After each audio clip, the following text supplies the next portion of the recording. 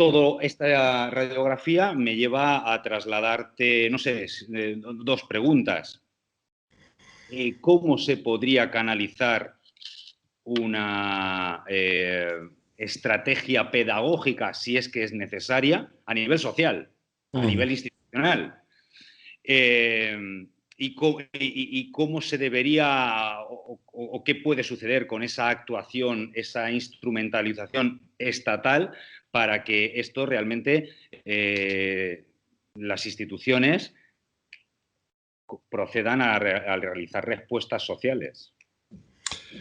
Bueno, yo creo que la sensibilidad social existe, ¿no? El CIS no se prodiga mucho en sondear este tema, pero cuando se aprobó la ley del año 2007 sí hubo una investigación, la mayor encuesta que se ha hecho con el tema de la memoria, y más de, creo que era el 76% de la sociedad, estaba de acuerdo con que el Estado buscara a los muertos y les garantizase a sus familias una sepultura digna.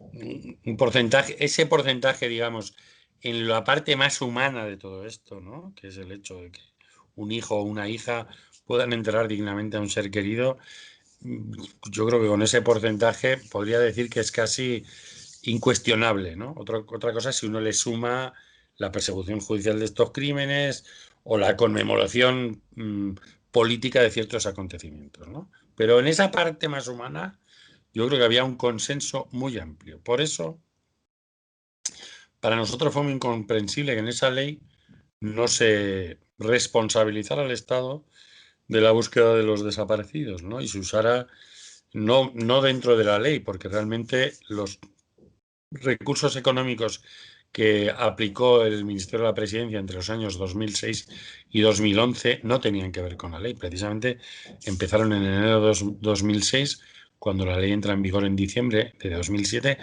23 meses, casi 2 años después, sino porque, bueno, se considera que ese es el modelo. Vamos a dar una subvención y con eso el movimiento social que haga lo que pueda, ¿no? Bueno, nadie se puede imaginar algo así en el caso, como decía antes, de otro tipo de víctimas. Pero bueno, el Estado yo creo que lo tiene, es muy sencillo. Quiero decir, si ahora mismo, entre todas las asociaciones de España y algunas instituciones que han hecho los deberes, yo hablaba del País Vasco, puedo extenderle Navarra, que ha copiado el modelo vasco y desde hace años está grabando testimonios, está monumentalizando lugares de memoria.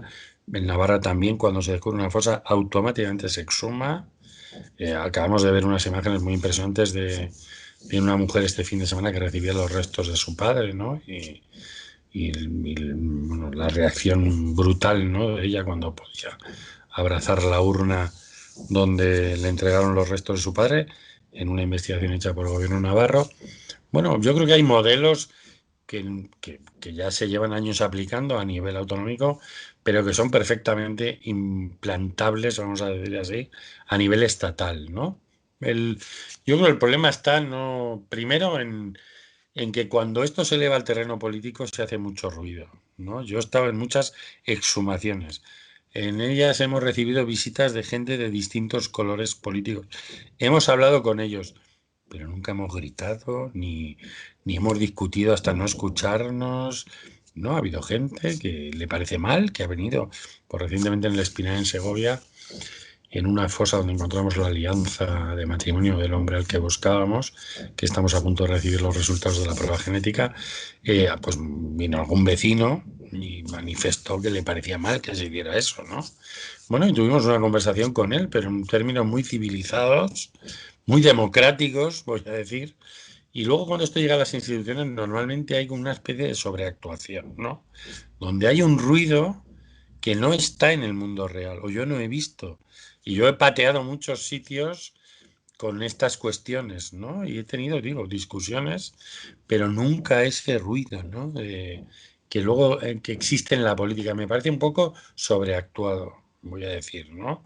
De cara a cada uno a sus electores y a sus distintas movilizaciones electorales cuando se enfrenta con el otro, voy a decir. Pero la solución es muy sencilla, quiero decir, está planteada en los informes de Naciones Unidas y existen otros países que han hecho políticas con estos temas. Lo que hay que crear es una institución y hay que dejar de de mirar al franquismo con debilidad democrática, ¿no? Que yo creo que ahí hay un punto donde un día, cuando alcanzamos las libertades, bueno, pues podríamos usar casi la fábula de la liebre y la tortuga, pero la democracia se sentó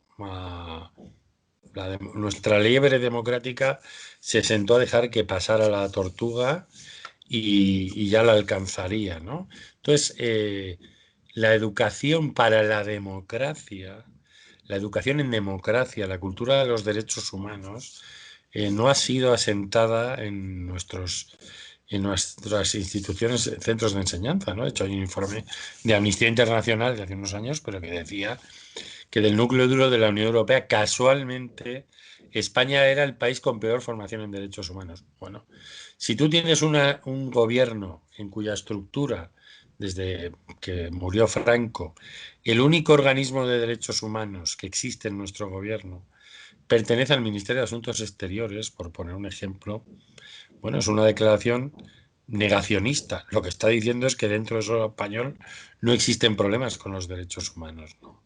Si tú miras en el Parlamento, en la página del Congreso, y miras la lista de las comisiones que existen, y ves que tampoco hay ninguna de los derechos humanos, pues, bueno, será que España no tiene ningún problema con los derechos humanos. Claro, solo con cuestiones relacionadas con el franquismo, pues hay 100.000 personas o algunas más que todavía están en fosas comunes, ¿no? Esperando a que la democracia acuda a buscarlas. Entonces yo creo que ha habido una dejación pedagógica, ¿no? Para fomentar la cultura de los derechos humanos en la sociedad, ¿no? Porque, y al final esa falta de educación en derechos humanos a quien beneficia es al verdugo. Porque si nosotros, como debería ser universal en cualquier democracia, lleváramos incorporada de serie como un coche el airbag de los derechos humanos, habría muchas cosas con las que convivimos hoy que no existirían porque serían insoportables para nosotros. Yo vivo en la ciudad de Madrid, donde a unos cientos de metros de la residencia oficial de todos los presidentes del gobierno desde 1977, hay un gran arco de la victoria que celebra la victoria de Franco, de Hitler y de Mussolini, la primera gran victoria del fascismo en Europa. Bueno, a ningún presidente del gobierno en 40 y pico años, que pasa por allí todos los días con su coche oficial, le ha molestado lo suficiente como para decir, esto hay o que quitarlo o que resignificarlo o que hacer un concurso para que algún artista lo reinterprete, o ya veremos, pero hay que darle un tratamiento democrático, ¿no? Todas esas formas de debilidad democrática, en el fondo están favoreciendo esa cultura de la impunidad, ¿no? Porque al final son territorios conquistados por el franquismo, que muchas veces llamamos sociológico, como si fueran solo un grupo de personas exaltadas que van a la Plaza de Colón, que eran las que antes iban a la Plaza Oriente en Madrid, a gritar desde la extrema derecha y la nostalgia de la dictadura. Pero hay un franquismo sociológico, pero en el sentido amplio de la palabra sociología, que tiene que ver con lo económico, que tiene que ver con lo cultural, que tiene que ver con lo académico, que tiene que ver con lo escolar, que tiene que ver con lo político y que en los últimos años es más evidente que antes, pero hay esa cultura está muy extendida en nuestra sociedad y la única forma de combatirla de verdad está en los centros de enseñanza, ¿no? Y yo creo que el mejor homenaje a los hombres y mujeres que sufrieron la represión y que construyeron nuestro primer periodo democrático en los años 30, donde ya hicimos la transición a la democracia, ya la hicieron nuestros abuelos. Mi abuela votó en las elecciones de febrero de 1933, votó para decidir quién quería que le gobernaran este país. Ella ya votó. Mi abuela y las abuelas ya votaron en esos años. Lo que hicimos en los 70 fue recuperar la democracia. Cuando estamos haciendo trampas con el lenguaje y ocultamos esa recuperación para favorecer la asociación de que la monarquía nos trae la democracia como si no hubiera existido antes, pues le estamos haciendo un flaco favor a nuestra democracia, porque es más fuerte, porque tiene más pasado, tiene más esfuerzos que sumar colectivamente desde el pasado hacia el presente, para la conquista de esos derechos, ¿no? Entonces, aquí hay una cultura muy frágil en cuestiones democráticas, ¿no? Que tiene que ir mucho más allá de la apertura de las urnas, ¿no? Que se trata del día a día, de lo que alguien lleva incorporado, que luego puede ser todo lo conservador que quiera o todo lo marxista que quiera, pero que no debe cuestionar los derechos humanos, ¿no? Y en este país todavía los derechos humanos parecen cuestiones de izquierdas o que politizan eso, y deben ser un punto de partida, o sea, deben ser la base sobre la que construir la diversidad ideológica que hay en un país, ¿no? Entonces aquí, bueno, parte de nuestro problema, ¿no?, es precisamente la ignorancia, ¿no? Que el Estado ha sido una gran fábrica de ignorancia. Yo he ido siguiendo, tengo una hija de 22 años, he ido siguiendo sus libros de texto en la ESO, en el bachillerato, con los contenidos de historia, y algunos eran muy escandalosos. Yo he leído en un libro de texto de mi hija que cuando Franco murió no tenía un sucesor.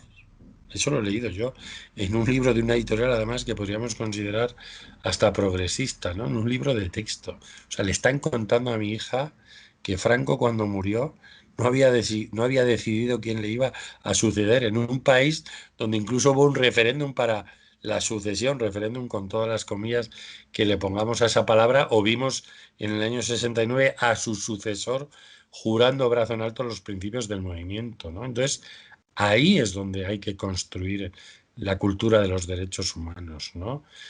Y para el resto de la sociedad que ya no está en un centro de enseñanza, pues hay otras herramientas pedagógicas, pero sobre todo con este tema hay que hacer mucha pedagogía, porque hablamos de un país intoxicado por un franquismo que maleducó a dos generaciones, que les escondió la realidad de los hechos, que les vendió a través de sus asignaturas de formación del espíritu nacional, pues una explicación de la necesidad del franquismo.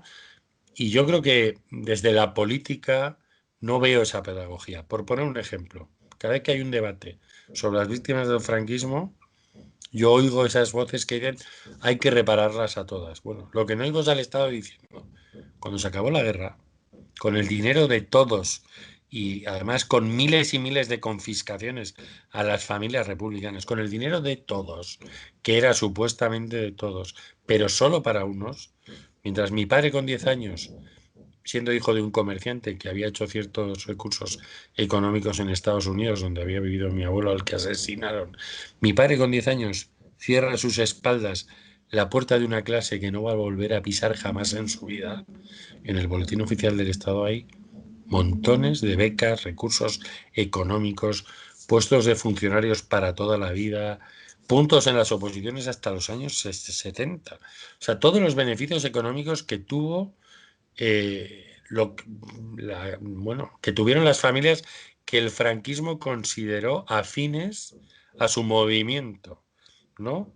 Bueno, yo no oigo a alguien, cada vez que oigo, por ejemplo, Pablo Casado, que ahora va a lanzar esta ley de la concordia que llama, ¿no? Y que ha dicho que el Estado ya se ha gastado 16.000 millones de euros en reparar a las víctimas del franquismo. Bueno, lo que está metiendo en ese dinero son las pensiones de viudedad de gente como mi abuela, que no dependen de cómo hubiera muerto su marido, son de viudedad porque les corresponden por el hecho de quedarse viudas, no tienen que ver con una reparación porque su marido fuera asesinado, las pensiones de los militares republicanos, y yo no escucho a alguien que diga, no, no, perdón, aquí el Estado, vamos a estudiar lo que se gastó el Estado franquista exhumó a las víctimas que consideraba afines, les dio estancos, administraciones de lotería, gasolineras, todo tipo de recursos, ¿no? Entonces aquí yo creo que eh, el primer deber político debe ser la enseñanza, la instrucción pública, no solo para quienes están en centro de enseñanza, sino en general, ¿no? Y eso va a facilitar muchas cosas, además de las medidas políticas que deben tomar los poderes del Estado. Pero siempre deben ir todas ellas acompañadas, igual que una ley debe ir acompañada de una memoria económica. Yo creo que cualquier actuación que tenga que ver con la memoria histórica debe llevar grapada una memoria pedagógica, de intervención en medios de comunicación públicos, en los centros de enseñanza y de los recursos que tiene el Estado para seguir formando e informando a la ciudadanía, ¿no?